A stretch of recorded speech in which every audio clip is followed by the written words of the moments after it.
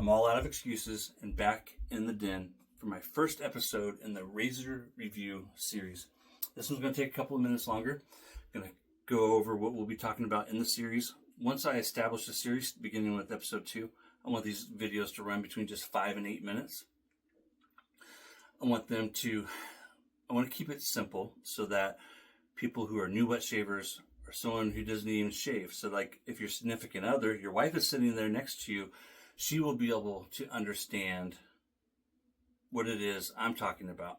And if she can understand or he can understand what it is I'm talking about, then hopefully the schnerds, like myself, the shave nerds, will be able to follow along. So that way you know what I'm saying, even though I may not know what I'm saying. You dig? Get it? Got it good?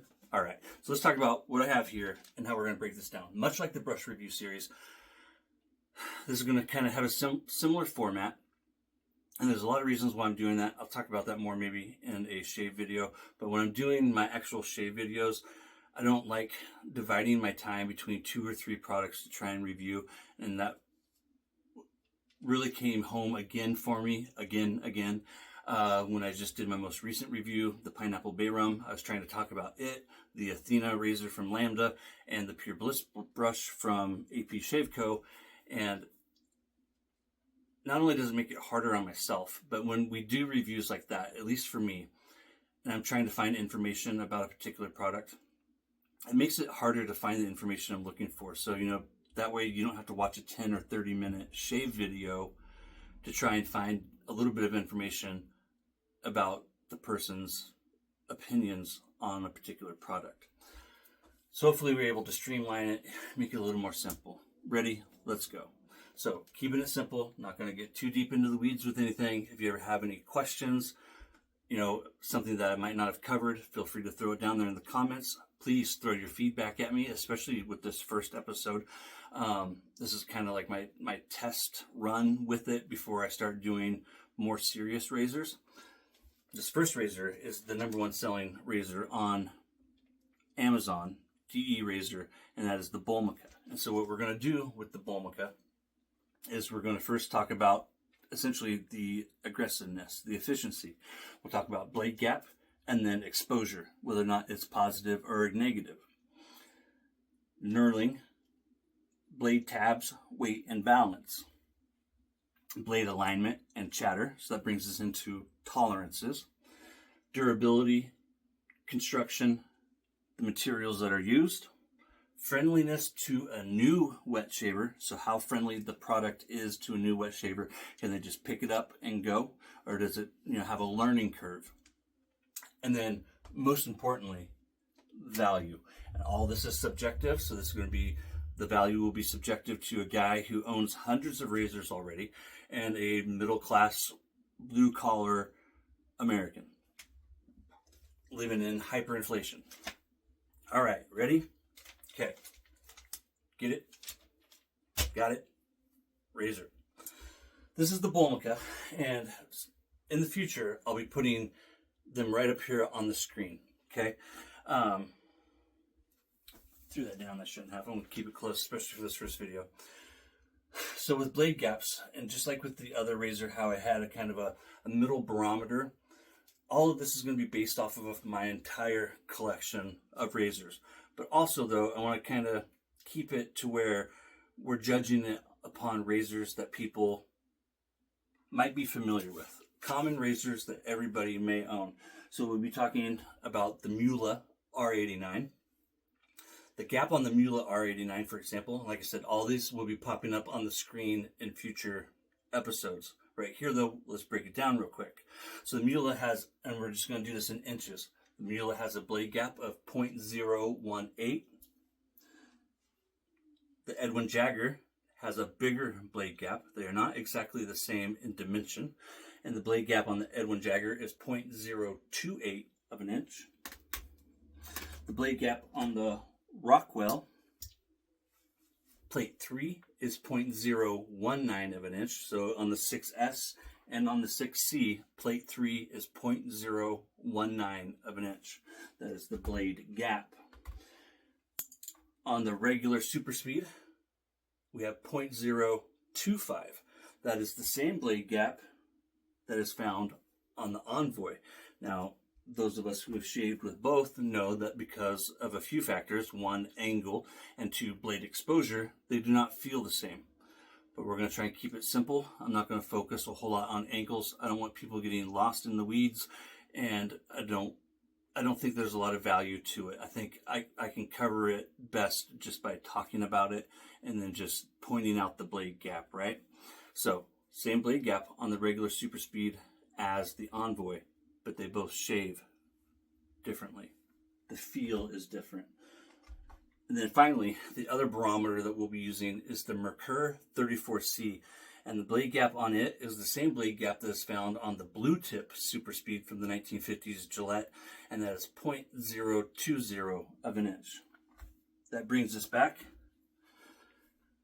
to the razor of the hour, the Bulmica DE razor on Amazon. I don't know where else to get it.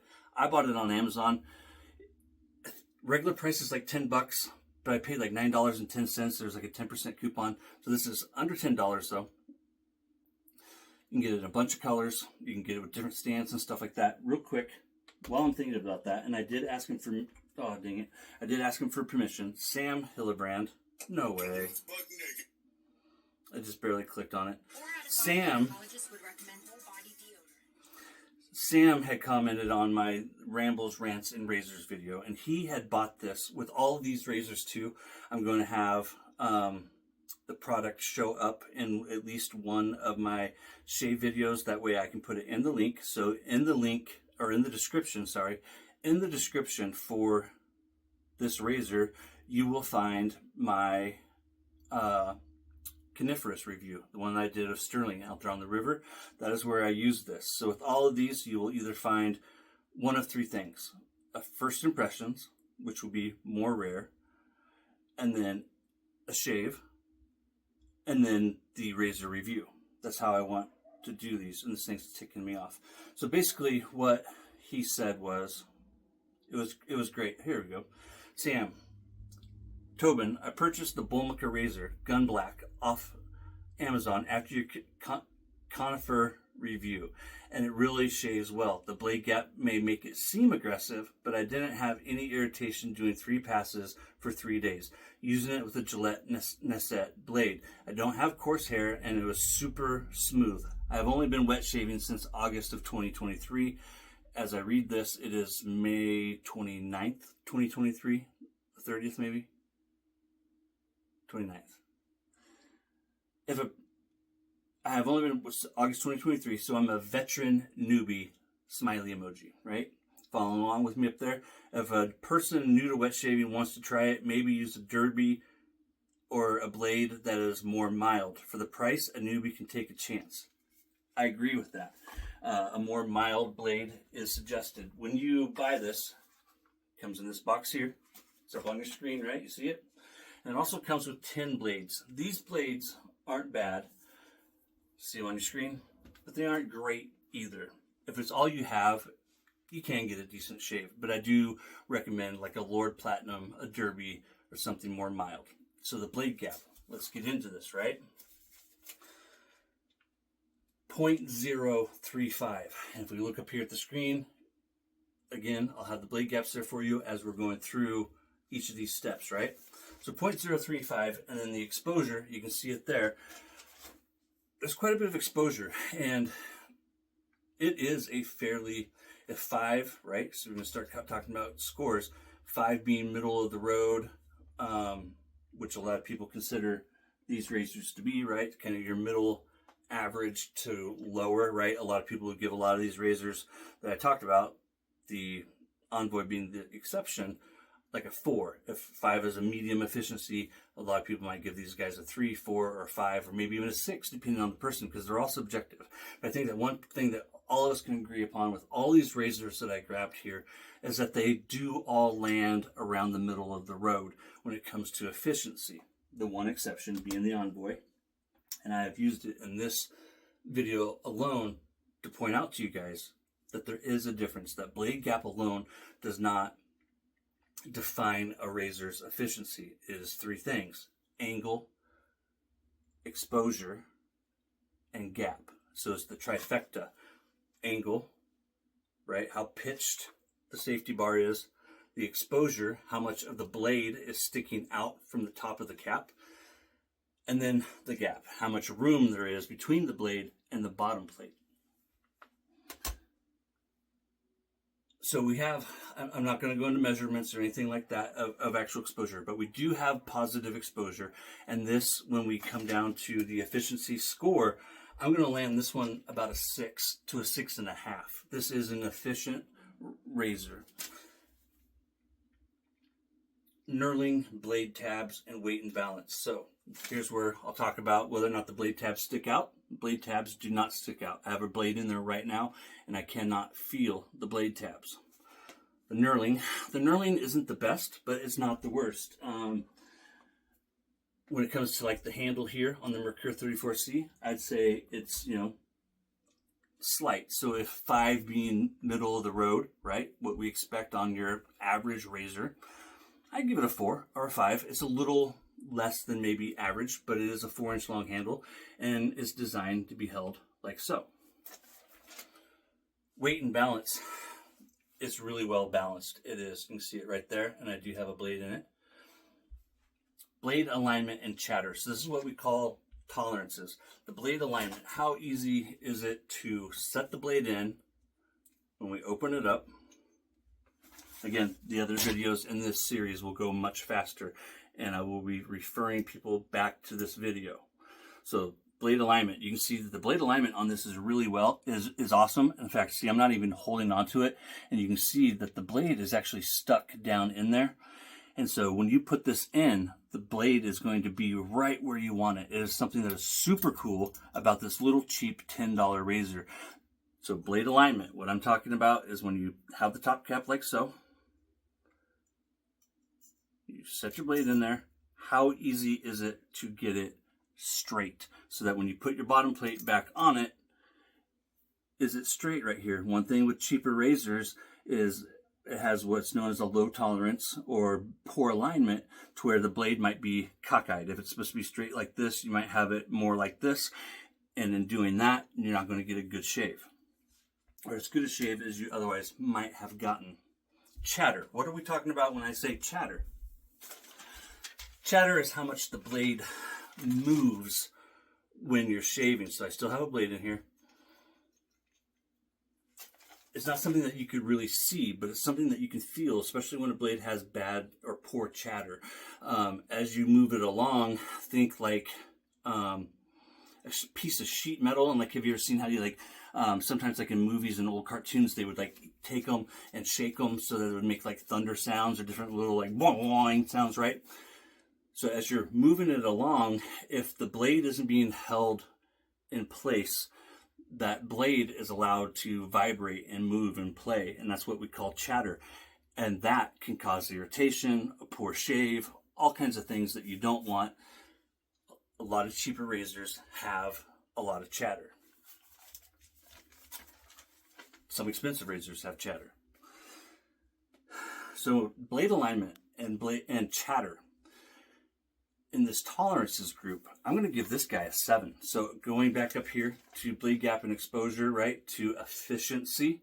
And with the efficiency, in my own mind, I will be factoring in the angle, everything, right? But we'll only be talking about certain things. So that's why, feel free to reach out to me if there's ever any questions moving forward with these. So blade gap and exposure, I'm going to give it a 6.5 for efficiency, aggressiveness, whatever you want to call it. Moving forward, I'm going to be calling it efficiency. Efficiency is a 6.5. Knurling, blade tabs, weight and balance, I'm giving it, it's a 5 or 6. It's average. They did a great job. For me personally, I don't care about the blade tab sticking out because I don't shave under my nose and I never get my ear. But I'm going to give it a 5 on the, what are we going to call that category? I'll think about it. So blade alignment and chatter tolerances, I'm comfortable giving it a 7. Durability and construction materials. So here we'll talk about what the razor is made out of. This is made out of some type of Zamac, some type of alloy. It's not made out of, high quality materials. It's a $10 razor. Durability, though, in construction, I feel like it's made very well. I got a metal garbage can right here in front of me. It is. It's made well. For a $10 razor, it's made very well. And for that, I'm going to give it a 5 on durability and construction. It is an average build. Friendliness to new wet shavers. I'm going to give it a 4 just because of how efficient it is, but because it's so damn cheap, inexpensive, I'm not going to put it any lower because I feel like what Sam was talking about there, that for the price, it's a great buy. Especially considering that it comes with 10 decent blades. And one thing else that it comes with that's super cool, I'll probably never use it, but I think it's really cool that it comes with this guy right here. A little blade disposable bag. I think it's awesome because if you're a new wet shaver, it immediately says to you, or it should, that, hey, I should be disposing of these razors, these blades, into something. All right, so value. Let's finally wrap this up with a value. Like I said, I think I paid $9.10. It sells for $10 the way that I bought it. You can buy different things with it, right? But $10, and for everything that we just talked about here, I think this is a killer value. I really do. I'm going to give it an 8. This is a great value. This is the kind of razor that you can buy, take it on a trip, 2 passes. Experienced wet shavers, you can be a one and done with it because it is that efficient. I think that most guys should be able to, especially when you're traveling, get 2 passes and be done. Have that good enough shave to go about your day. And if you lose it or TSA snags it, no big whoop-de-whoop. And as long as you don't open it, right, and it's all sealed, my understanding is that you're not going to have any problems with it in your suitcase. And even if you do, it's only $10. And depending on where you're going, and if you have Prime, it's a 2-day shipping. So you should be able to ship it to your hotel, ship it to your cabin, or ship it wherever you're going. And that wouldn't be a problem either. So because of everything that I've just said, I'm going to give it a value of 8. I really do feel like this is a great value. Is it the best razor ever? Nope, that's not so much what this razor. That is not what this razor review series is necessarily about. It's about informing the viewer what my overall thoughts are on the razor. Whether or not it's a great razor is up to you to make that decision. I'm really glad I made the purchase. I think I'm going to wrap it up with that. I'll watch it back. 18 minutes. I promise future ones will not be this long. Don't hold me to it. No, they're not going to be. The next one will be the Athena. And I plan to bang it out. Any questions that you have, I'm probably going to refer you back to the Bulmica. And I think I'm saying that right. Take care, guys. It's little big things. And like I said before, I'm going to say it again right now. Value. Value is a little big thing. Take care.